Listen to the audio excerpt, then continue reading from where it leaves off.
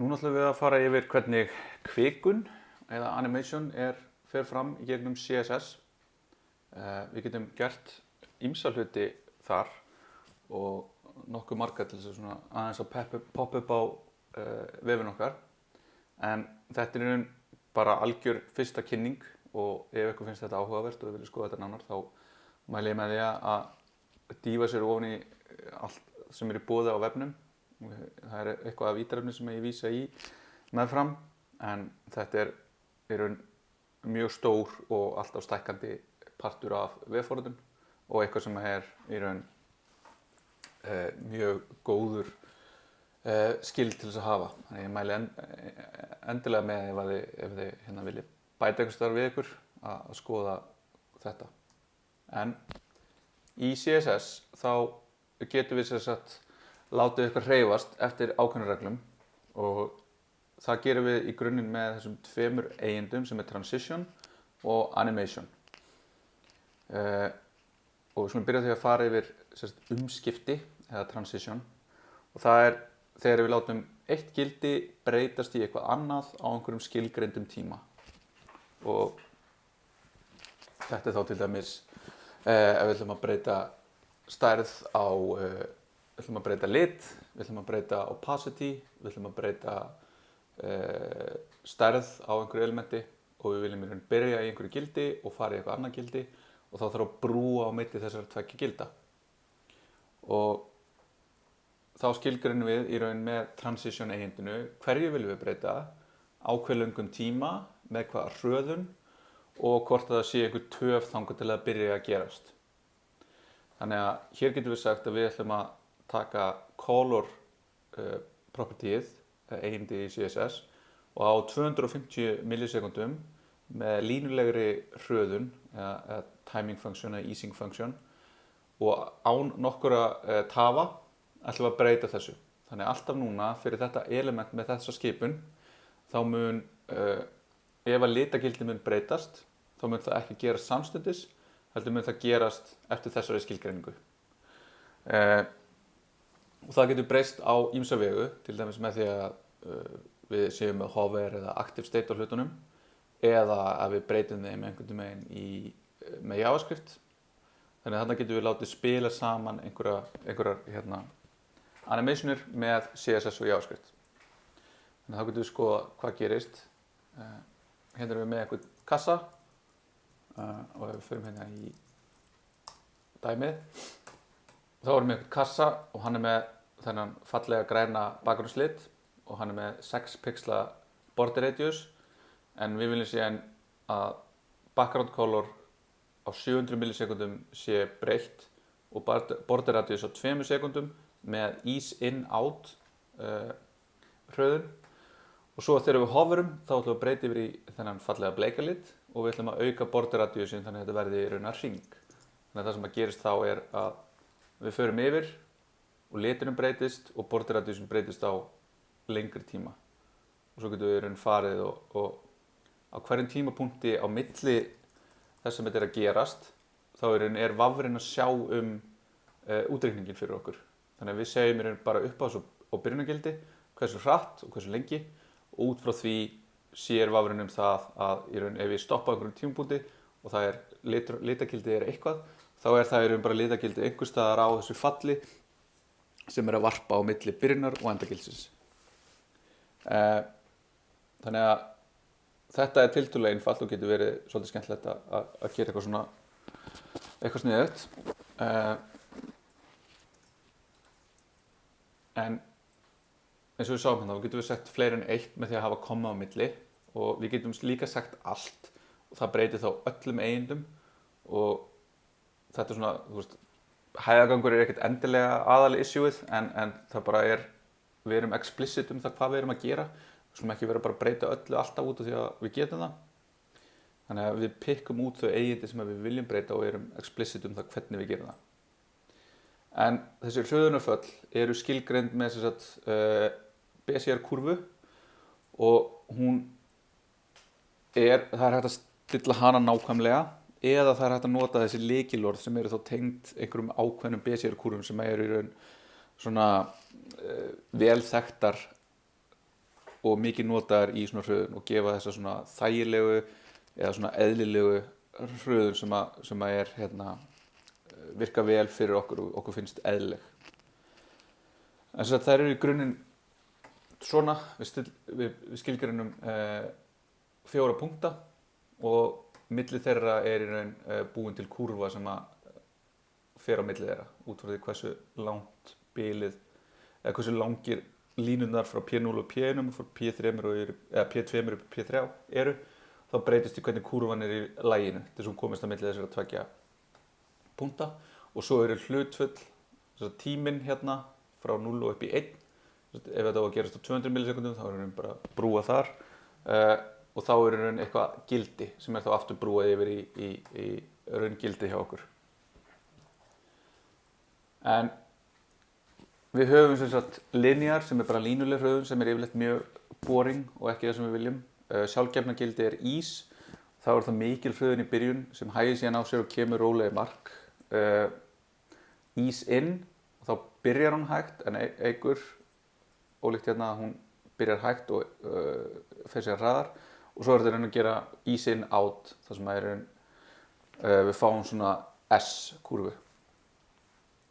Þannig að þetta er línulega kúrfan og þetta er ease in out, þar sem við förum hægt og svo hratt og svo aftur hægt svona í lokin. Og síðan er þetta skilgreina fleiri kúrfur og ef maður fer að vinna eitthvað með svona animation þá sér maður að það er power 2, 3, 4 og þá er það bara hversu hratt við erum að fara á hvaða punkti.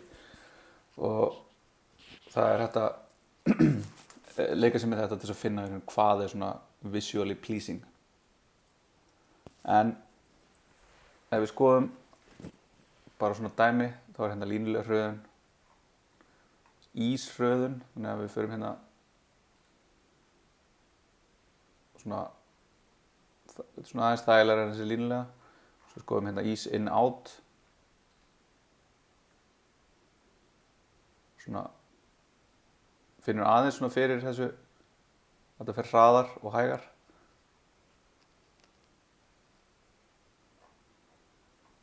og ease out svona meira svona þetta er að hverfa en þetta er einmitt eitthvað svona sem maður getur leikið sér með og breytt og farið jafnvel í að skilgreina sín eigin föll og fundið staðið það sem er í raun einhver svona góð föll. En síðan getum við líka búið til flóknari hreyfingar með því að nota bara svona keyframes eða svona lykilramma þar sem við erum að skilgreina hvernig eitthvað lítur út á einhverjum ákveðnum tímapunktum og síðan í raun segjum við hversu lengi þessir rammar eigi að teiknast. Þannig að þá getum við notað prósentugildi sem selektora svona innan keyframes þar sem við segja þegar að animation er komið svona langt þá á staðan að vera þessi. Og við getum líka notað from og to sem er þá í raun bara 0 og 100% og þá er í raun brúað á milli allra þessa keyframa af vafranum á milli út frá því hversu langt við erum komin. Þannig að þá getum við sagt að við erum með eitthvað fade þar sem að þegar við erum í 0% þá erum við með opacity 1, þegar við erum hálfnuð þá á að vera 0,4 og þegar við erum búin þá á að vera 0. Þannig að þannig erum við í raun að einhvern veginn breyta hvernig þetta fade á sér stað og síðan ofan á þetta segjum við hversu löngum tíma þetta á að gerast og með hvaða hröðunarfalli. Þannig að þá segjum við þarna, við erum búin að skilgreina þetta fade animation sem við erum með hér. Og þá er það hérna animation á 3 sekúndum á að keyra fade animationið og með ease in. Hérna hefur við 2 dæmi. Þannig að hérna erum við með eitthvað texta sem er að hoppa til á skjánum og ef við inspektum hann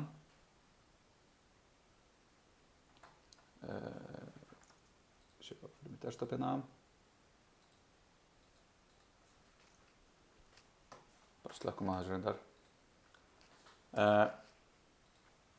þannig að við erum með eitthvað hérna sem með eitthvað foo animation sem á að gerast á 5 sekundum og endurtaka sig infinite.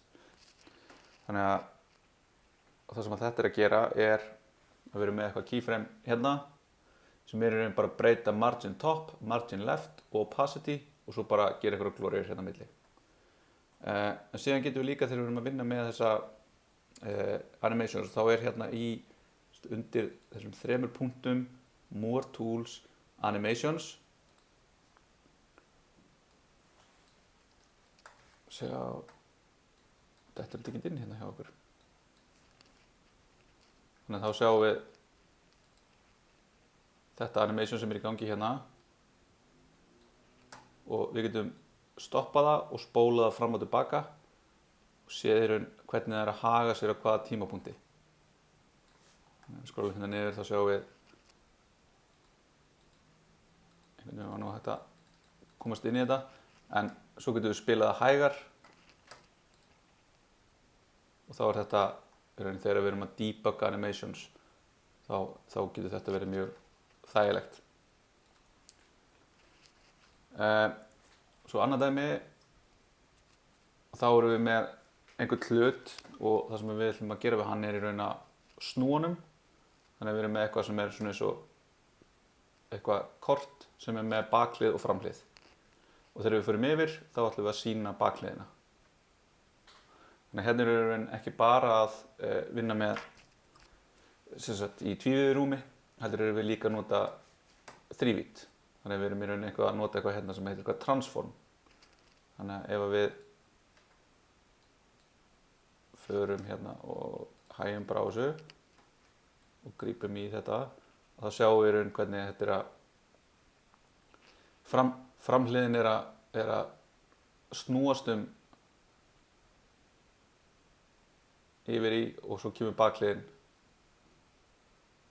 fyrir hérna einhvern núlpunkt.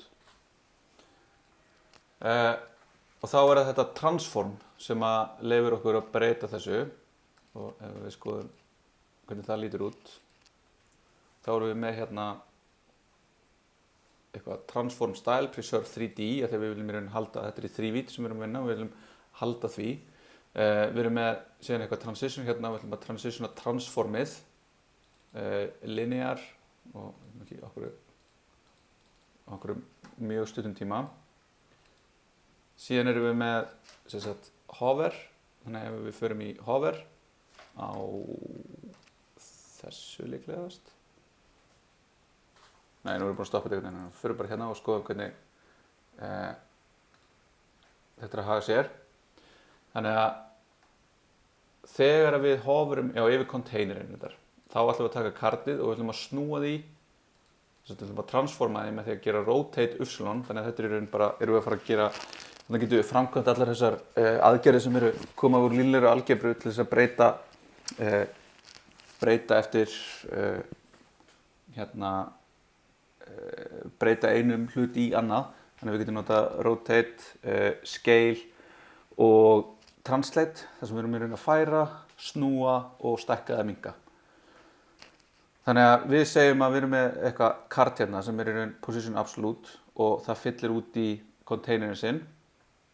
Containerin hérna. Divið þarna, containerin hérna. En síðan ætlum við að transforma á 200 millisekundum með linear og það sem við transformum í raun þetta rotation ás. Við byrjum með framhliðina og við transformum bakhliðinni þannig að í raun bakhliðin til staðar hérna nema hún akkurat transformuð 180 gráður og liggur fyrir aftan. Þannig að þegar við síðan snúum þá snúum við containernum og þá sjáum við framhliðina eða bakhliðina. Þannig að núna erum við að snúa þessum container og sjáum bakhliðina og svo hérna framhliðina.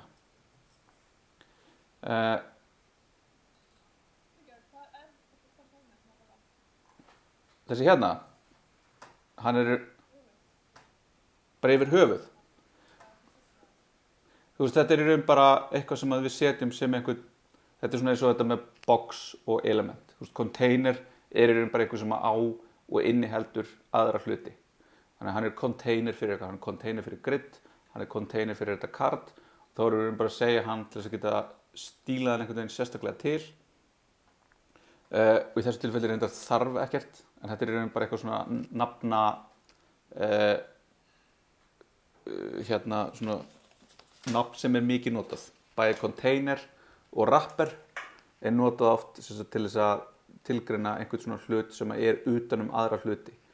Þannig að við viljum til dæmis oft setja griddið okkar í einhvern container af því að síðan kemur allt innan þess.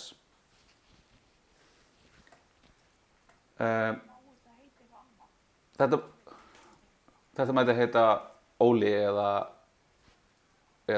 Gumli. Já. Bara svo lengi sem þetta heitir alltaf það sama, þá virkar það. Þetta hefur í rauninni enga skýringu eða enga merkingu fyrir utan bara þá sem við setjum í hana, sem er bara, þetta er, í þessu tilfelli er þetta container utanum þetta. Þetta gæti líka heitið wrapper sem er oft notað. Og þá er í rauninni út af því að þetta wrappar utanum allt þetta hérna. En þetta er í rauninni bara þetta, box er eitthvað sem við erum með bara einhvern eitt hlut sem er stílaður. Wrapper er einhvern hluti sem er stílaður en inni heldur síðan eitthvað annað og er í sjálfu sér ekkert, hann er ekki að gera neitt. Hann er ekkert með eitthvað efni, hann er inni heldur bara efni og setur stíla utan það og leyfir okkur að gera eitthvað eins og þetta hérna. Að við viljum geta hoverað yfir hann allan.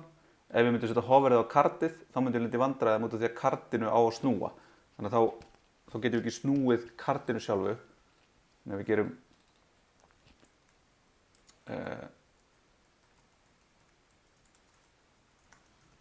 svona og þá verður þetta skrítið út af því að þegar ég hreyfi mig síðan hérna þá er ég að fara út af því að kartið er í raun það sem er að snúast.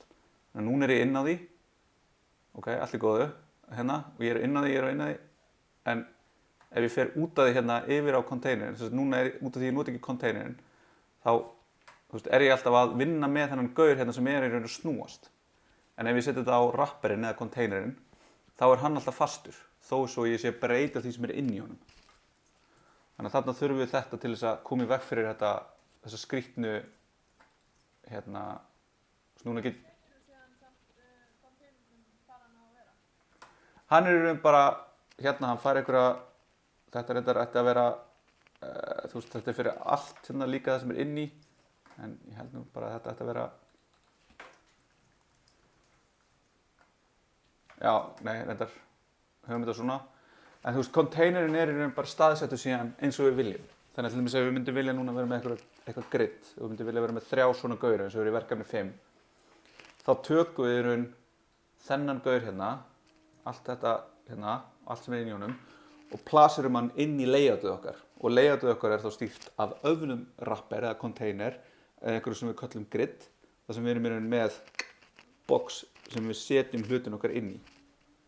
Þannig að þá ef við tökum 3 svona, erum síðan með eitthvað grid, copy-pastum inn í alla dálkana og þá er allt í einu þessi virkni farin að virka inn í gridin okkar og þá eru hugsanlega 3 svona gaurar sem sitja hlið við hlið eða 2 eða whatever. Þannig að þetta er alltaf þessi spurningum, CSS eru bara þessir kassar upp og niður út allt og svo er þetta bara að taka þetta og setja inn í eitthvað eins og við vorum með áðan, þetta hérna, þar sem í staðinn fyrir að efnið okkar inn í þessu boxi sé þetta, að þá erum við bara með þetta og svo erum við með bæði CSS-ið fyrir þetta, sem er þá virknin, og svo fyrir hérna layoutið okkar sem er þá skilgreint af þessu hér. Þetta hérna, þessi 2 div og í raun þetta div hérna er að sjá layoutið, hvernig þetta leggst upp og hvernig griddið er virt. En síðan efnið innan hvers einasta í raun columns er síðan bara upp á okkur komið. Hvort að það sé mynd eða hvort að það sé einhver texti eða einhver virkni eins og þetta, það skiptir ekki máli. Það er í raun bara það sem við setjum hingað inn og það getur verið hvað sem er. En það er þetta annað er að stýra layoutinu, hitt er síðan að stýra efninu sjálfu sem er að birtast innan layoutsins. Þannig að þá ættum við í raun að geta haft þetta og ef við hugsum okkur ef við pössum vel upp á það hérna, að við erum að hugsa að þetta ætti ekki að vera svona, heldur við 100%, max við 300 pixlar sem hefur verið betra, height 100%, min height eitthvað annað, þannig að þannig erum við að passa upp á að þetta passi innan þess sem maður er inn í og stækki eða minnki bara. Og þá ættum við að geta tekið þetta og sett þetta í raun hvar sem er í útlitinu okkar. En þetta fer að verða, verkefni 5 er að fara að æfa ykkur í þessu, hvernig við erum í raun að aðskilja milli þessara tveggja hluta. Það sem við vorum aðeins að gera í verkefni 4, það sem við vorum svona fara svona smá hálfkáksleið að því, vorum að reyna að taka hlutin sjálfan og láta hann plasera sig einhvern veginn inn í einhverju, og eins og þau hafa þetta lendi í, þá er þetta svona verið eitthvað svona skrítin bil, að vera erfitt í raun að láta hlutin passa rétt og líta rétt út. Og þannig að í raun leiðin til þess að gera það betur er bara að aðskilja þetta tvennt. Hluturinn er eitt og það sem að sér það hvar hluturinn á að liggja og birtast er annað. Og þannig að það er í raun þetta grid og síðan birtingin á hlutunum innan gridsins. En ef við klárum þá að fara aðeins yfir hérna þetta animation, þá er það þetta transform sem við getum notað til þess að gera breytingar á hlutum í tvívíðu og þrívíðu rúmi. Og já, svo erum við skew sem við gleymdi áðan. Þannig að við erum með translate til þess að hreyfa hlutina upp og niður, fram og tilbaka, rotate til þess að snúa þeim einhvern punkt, skew til þess að hérna, teygja þá og scale til þess að stækka og minnka þá. Og svo getum við gert þetta allt á öllum ásum. Þannig að við getum verið með translate x, y og z og rotate x, y og z. Og svo getum við verið bara með almenna translation, transform, þar sem við erum bara að gefa upp eitthvað fylki sem við erum að snúa um. Og kosturinn við þetta er að þegar við notum þessar aðgerðir, þá erum við ekki að gera þær á CPU-inu, á bara örgjörunum í tölvunni, heldur að gera það á GPU-inu, sem er Graphical Processing Unit, sem er þá sérhannaður kubbur í tölvum til þess að gera og reikna út svona grafískar breytingar. Þannig að þá verður allt það sem við gerum með þessu, allar breytingar og allt sem hreyfist, sem er framkvæmt með þessum hérna aðgerðum, verður miklu meira performant. Þannig að það gerist í raun hraðar og það þarf minni útreikninga til þess að gera það. Þannig að við gætum í raun náð fram sömu virkni með því að vera með position absolute og animata síðan left og top gildin og láta þau fara frá 0 og upp í 300 pixla eða eitthvað svoleiðis, í staðinn fyrir að nota translate, þar sem við erum að translata x-ás. Hvað vill ég? Ég vil bara kenna. Allt góði. Þannig að við erum að nota þessi gildi til þess að animata. Og þá getum við gert einhverja svona aðgerðir. Við getum scalað, rotatað og translatað og þá erum við komið með degrees og svo er líka hægt að nota radiana með rad. Og með þessu þá fáum við performant aðgerðir til þess að animata hluti. Þannig að þá fáum við eitthvað sem er svona, þar sem við erum með einhvern hlut og hérna er búið að gera einhverja algjöra vitleysu við hann.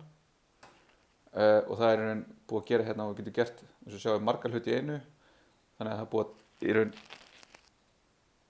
eftir þessu fylki eða einhverju þrend hérna búið að breyta, búið að snúa honum eitthvað, en núna er snúa honum aftur hérna Z-ásinn, það er ekki neitt að gerast, en hérna get ég snúið honum, hérna er að translita hann, en hérna er ég að snúa honum, þannig að þá sjáum við hvað gerast, þannig að hérna get ég í raun verið að snúa honum Z-ás eða þennan punkt hérna, 1, 2, -1, svo get ég skalað hann, þannig að ég get skalað hann hérna upp 100% eða niður, þá verður hann í einhverja skríti, en ef við gerum það kannski svona bara eitthvað, þá get ég einhverjum tímapunkti, já, fer hann í mínus, þannig að en svona getum við leikið okkur með og gert í raun, búið til eitthvað í þrívít í CSS sem við hefðum hugsað að væri í raun bara tvívít. Síðan þegar við förum í raun að vinna með þrívít, þá þurfum við einhvern veginn að skilgreina hvernig við erum að horfa á senun okkar. Og þetta er í raun farið með dýbra í þetta, farið í grafíska forritun, það sem við erum að læra OpenGL og það allt, en þá erum við alltaf að hugsa hvar augað og hvar það staðsett með við það sem að gerast. Og við getum gert það með því að nota perspektíf sem að skilgreina hversu langt frá núllpunktinum á Z-ásnum við erum að horfa, og þá í pixlum það yfirleitt skilgreind, og þá yfirleitt bara einhver rosalega stór tala þar sem við erum að segja bara, ég er 1000 pixla frá núllpunktinum, þannig að ég fæ einhverja dýpt, ég fæ eitthvað perspektíf í þetta. Og það er sjálfgefið non, þannig ef við erum að vinna með einhver 3D-form þá þurfum við að skilgreina þetta til þess að fá dýptina. Og það er dæmi sem er á MDN sem er mjög gott. Það sem við erum með mismunandi perspektíf á þessum kössum, og ef við bara zoomum inn á eitt kassan og skoðum hvað gerist þegar við erum að breyta perspektífinu, þannig að þá erum við með hérna kassa og perspektíf hérna, og þá sjáum við bara hvernig þetta eru bara div, 4 div, 6 div fyrir í raun 6 hliðaform eða fyrir bara tening, og þá er í raun bara búið að snúa hverri hlið fyrir sig, þannig að við fáum í raun þennan tening hérna, og hann í raun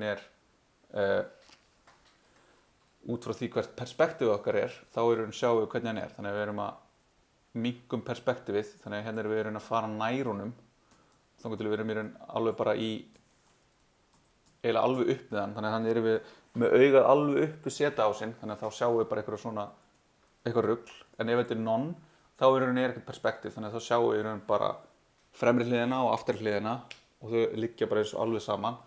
En síðan ef við förum upp í raun eitthvað svona eins og 1000 pixla og jafnvel ennþá meira, þá í raun erum við að færast lengra frá, og þá fáum við aftur að sjá þetta svona, út af því að við erum bara það langt í burtu, við erum bara að horfa á kubbinn svo langt í burtu að í raun öll dýptin horfin.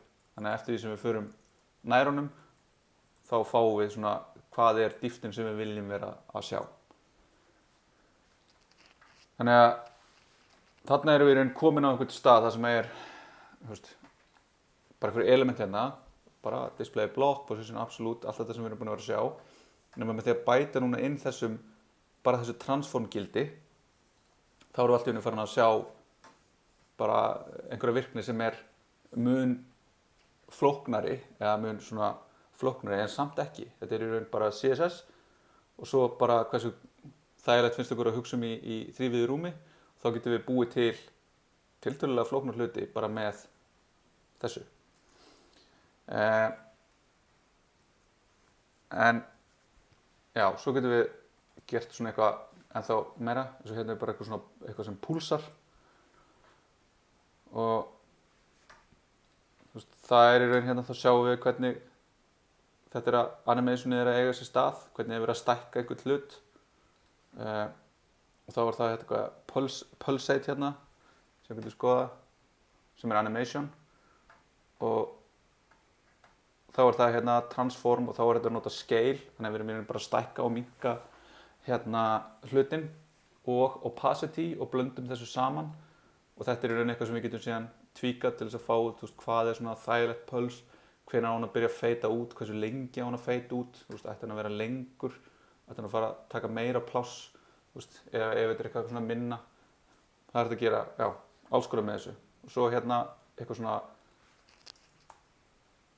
hamborgaramenjú, svona alveg ódýrasta lausnin á því, sem bara CSS.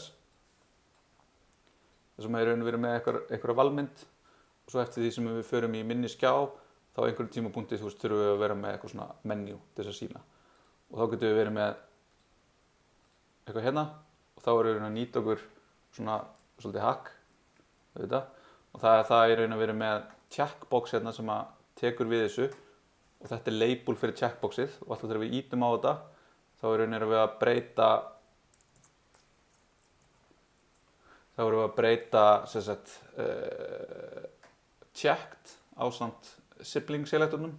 Þegar þetta er checkað, þá viljum við sem sagt transforma uppsláns navigationinu okkar. Þannig að þegar þetta er checkað, þá transformum við navigationinu hér niður 54 pixla. Þannig að þegar það fyrir upp, þá er það bara að fara upp hérna upp í eitthvað stærðina sína, 100%. Þannig að þá er það hérna, þegar það er út af skjánum, þá er það translita -100%, sem þýðir bara að það fer uppslunásinn nákvæmlega stærðina sína upp. Þannig að það akkúrat við við efri hlutan á skjánum okkar og svo þegar við ítum þá förum við niður í það sem við viljum að það sé. Þannig að svona þetta mun performa vel, en ef við verðum að gera þetta til dæmis með position left og ég myndi halda áfram að gera svona í smá tíma, þá myndi á endanum viftan á tölunum minni fara á stað, því að við erum þá að færa alla útreikninga á því hvernig á að teikna þetta á skjáinn yfir á CPU-ið, sem í rauninni eitthvað sem CPU-ið ekkert, það getur alveg gert það, en það ekkert sérhannað í það. Það í rauninni að sjá allt annað í tölunum okkar og ekki með dedicated í þetta, þannig að það fer í rauninni að hún fer að blása tölunum.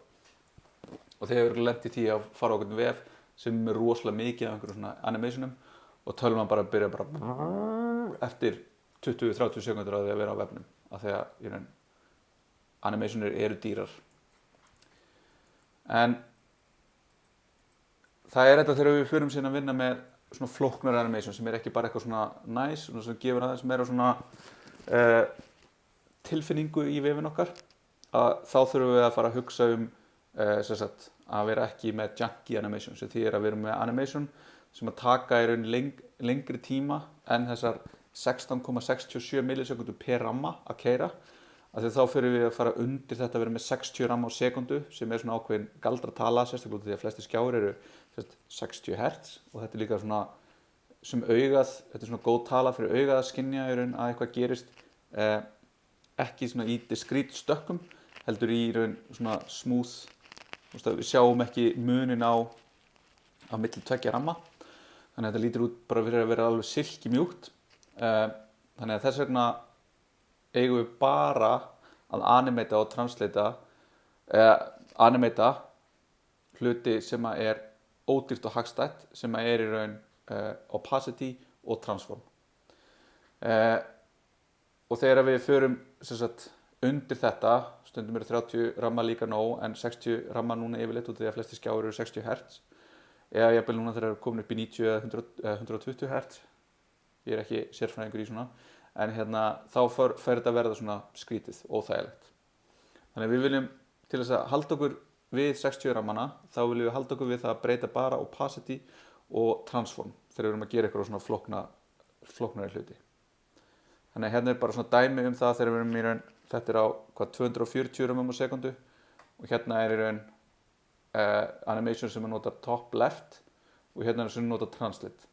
Þannig að þetta í raun, maður sér ennþá að þetta eru rammar að breytast þeir eru ekki junky og þar sem við sjáum þetta svona högtið, augljóslega.